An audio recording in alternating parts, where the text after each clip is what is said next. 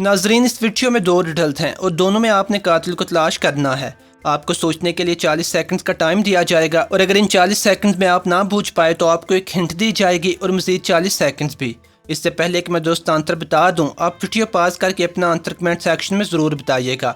और अगर आप रिडल हल करने के शौकीन हैं तो चैनल को सब्सक्राइब कर लीजिए और इसके अलावा किसी भी रिडल को अच्छी तरह समझने के लिए बेशक वीडियो बैक करके अच्छी तरह सुन लीजिएगा। आइए शुरू करते हैं। तकरीबन सुबह 6:30 बजे एक पुलिस अफसर ने कॉल रिसीव की कि उसके इलाके में एक कत्ल की वारदात हो चुकी है और ये कि कुछ सिपाही मौका वारदात पे पहुंच चुके हैं और आपका इंतज़ार किया जा रहा है ताकि आप खुद जाके मौका वारदात का जायज़ा लें। पुलिस अफसर तकरीबन सुबह 9 बजे तक मौका वारदात पे पहुंच गया। वाक़या ये था कि एक इंतहाई दौलतमंद आदमी को कत्ल कर दिया गया था। जब उस आदमी का कत्ल किया गया तो घर में उसका एक बेटा था, एक नुकरानी थी और एक उस कत्ल होने वाले आदमी की भतीजी थी जिसका नाम मैंडी था और ये किसी और शहर से गेस्ट आई हुई थी। पुलिस अफसर को यह भी बताया गया कि मकतूल ने अपनी सारी दौलत को अपनी भतीजी और बेटे के दरमियान तकसीम किया हुआ था जो उसके मरने के बाद उन्हें मिलनी थी। इसके अलावा जिस रात उस आदमी का कत्ल हुआ उस रात उस आदमी के 2 दोस्त भी उससे मिलने आए हुए थे और ये 5 लोग यानी कत्ल होने वाला आदमी, उसका बेटा, उसकी भतीजी और उसके 2 दोस्त रात देर तक बैठे गपशप लगाते रहे। तकरीबन 1 बजे का टाइम होगा कि उसके दोनों दोस्त चले गए और बाकी लोग भी सोने के लिए अपने अपने कमरों में चले गए।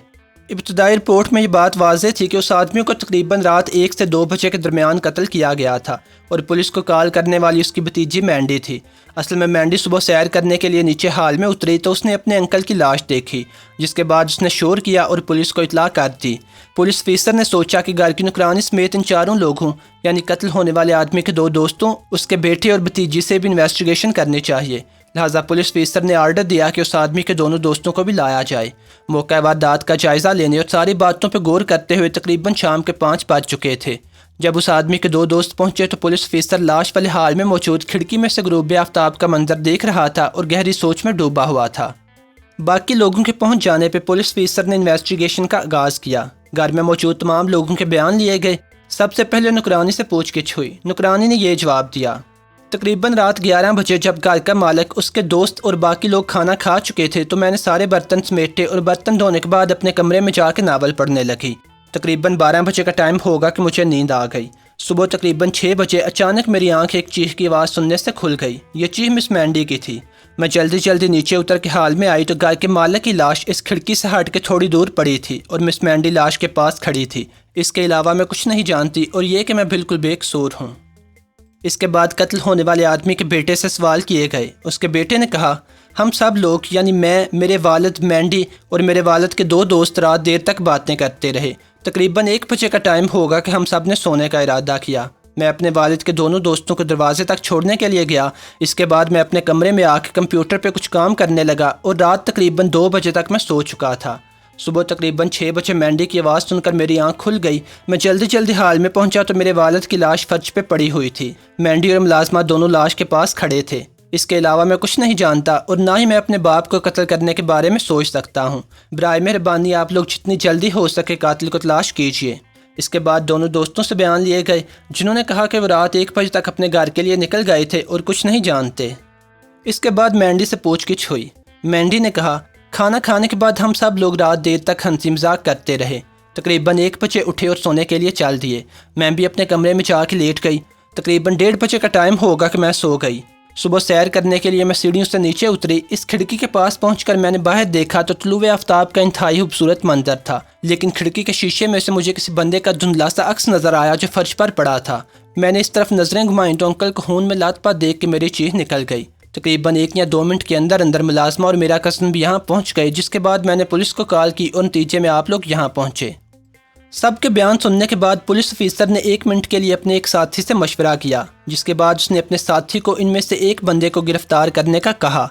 क्या आप बता सकते हैं कि पुलिस ने किसे गिरफ्तार किया और उसकी वजह क्या थी? आइए टाइम स्टार्ट करते हैं। अगर आप ना बूझ पाए तो आपको एक हिंट भी दी जाएगी।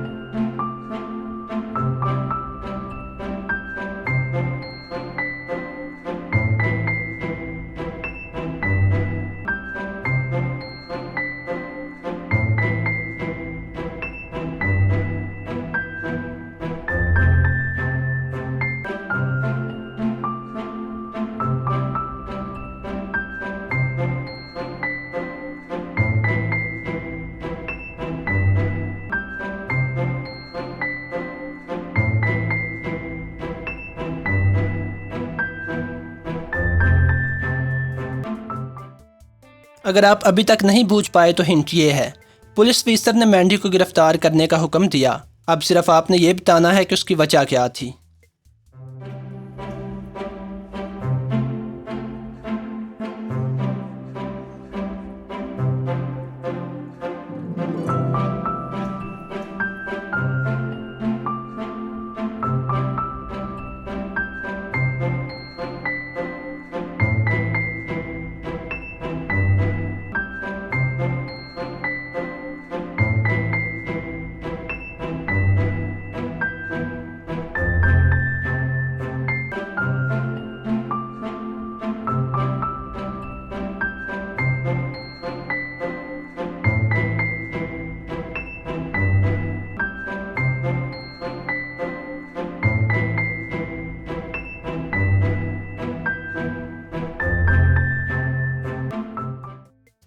जवाब ये है, असल में मैंडी ने अपने हिस्से की दौलत जल्दी लेने के लिए अपने अंकल को कत्ल कर दिया था, और जब वो अपना बयान रिकॉर्ड करवाते हुए बातें बना रही थी तो उसने कहा कि इस खिड़की में से उसने सूरज तलू होने का मंजर देखा।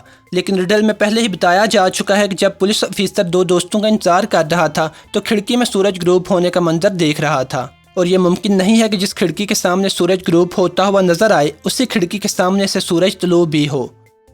आइए अगली पहेली हल करते हैं। एक आदमी जिसका नाम चार्ली है, वो अपने ऑफिस में बैठा काम कर रहा था और दिन के 3 बज चुके थे। असल में ऑफिस का टाइम ख़त्म हो चुका था और बाकी लोग अपने अपने घरों में जा चुके थे। क्योंकि चार्ली वहाँ पे बॉस था, इसलिए चार्ली कुछ काम करने के लिए रुक गया था। चार्ली के अलावा ऑफिस का चौकीदार भी वहीं था। चार्ली फाइलों पर झुका हुआ काम कर रहा था कि उसने बड़े धीमे अंदाज में अपने पीछे मौजूद दरवाज़ा खुलने की आवाज़ सुनी। चार्ली ने सर घुमाकर देखा तो आने वाले ने काले रंग की टोपी पहनी हुई थी और उसने अपना एक हाथ अपनी पीठ पीछे किया हुआ था जिसमें गन थी। चार्ली को बंदा पहचानने में देर ना लगी। ये उसका साला था जिसका नाम माइकल था। चार्ली ने अपने साले को देखते ही कहा कि तुम यहाँ क्या कर रहे हो? मेरी और तुम्हारी अपॉइंटमेंट का टाइम शाम 6 बजे है। तुम फ़ौरन वापस जाओ और 6 बजे आना। हमने जो भी तय करना हुआ उसी टाइम करेंगे। और तुम अंदर कैसे आए और मेरे चौकीदार ने तुम्हें आने कैसे दिया? असल में माइकल अपने बहनोई चार्ली के ऑफिस में काम करता था। माइकल ने अपने बहनोई के साथ एक फ्रॉड किया था और पकड़ा गया था। इम्कान था कि चार्ली उसे पुलिस के हवाले कर देगा, लेकिन अपनी बीवी की वजह से उसने अभी तक उसे पुलिस के हवाले नहीं किया था। माइकल ने बड़ी गहरी आवाज़ में अपने बहनोई से कहा, तुम्हें पता है कि मुझे ये जान के कितना दुख हुआ कि मेरा अपना बहनोई मुझे पुलिस के हवाले करने वाला है।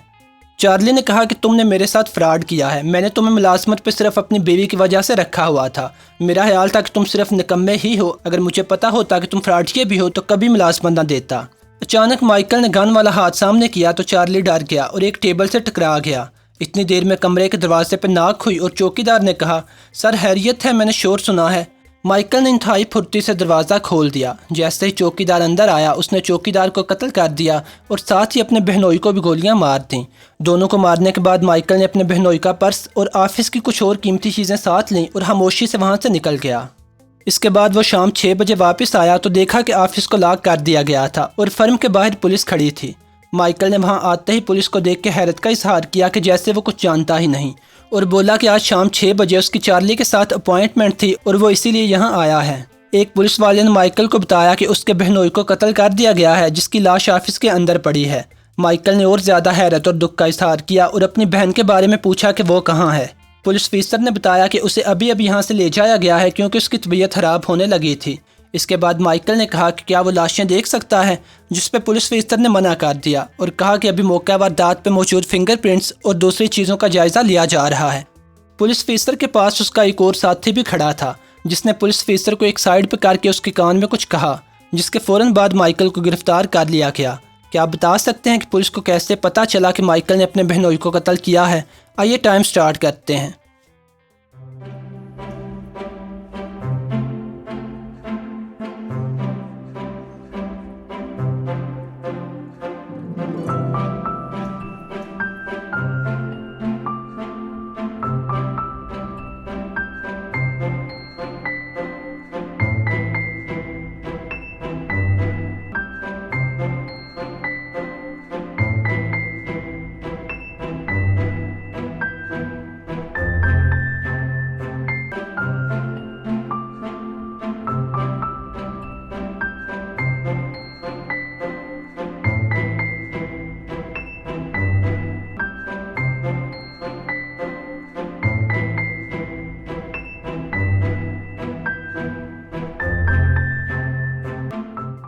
अगर आप अभी तक नहीं बूझ पाए तो हिंट ये है कि माइकल के दोबारा 6 बजे ऑफिस पहुंचने पे पुलिस के साथ होने वाली बातों पे गौर करें या उन्हें वीडियो बैक करके दोबारा सुनें।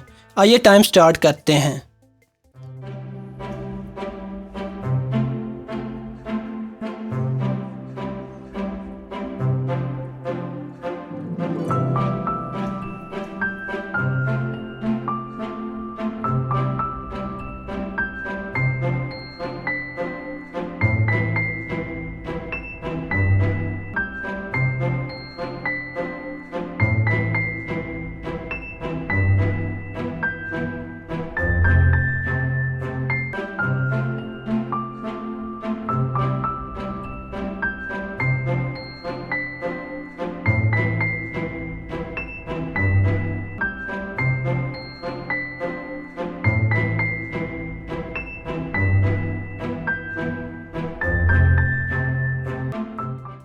जवाब ये है, माइकल ने पुलिस से कहा कि क्या वो लाशें देख सकता है।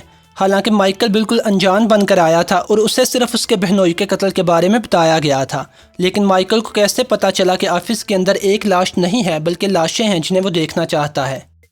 उम्मीद है कि ये रिडल्स आप लोगों को पसंद आई होंगी। अगर आप इस चैनल पर नए हैं तो मज़ीद रिडल्स के लिए चैनल को सब्सक्राइब कर लीजिए और इस वक्त स्क्रीन पर कुछ और रिडल्स वाली वीडियोज़ के लिंक भी आ रहे होंगे, क्लिक कर लीजिए। खुदा हाफिज़।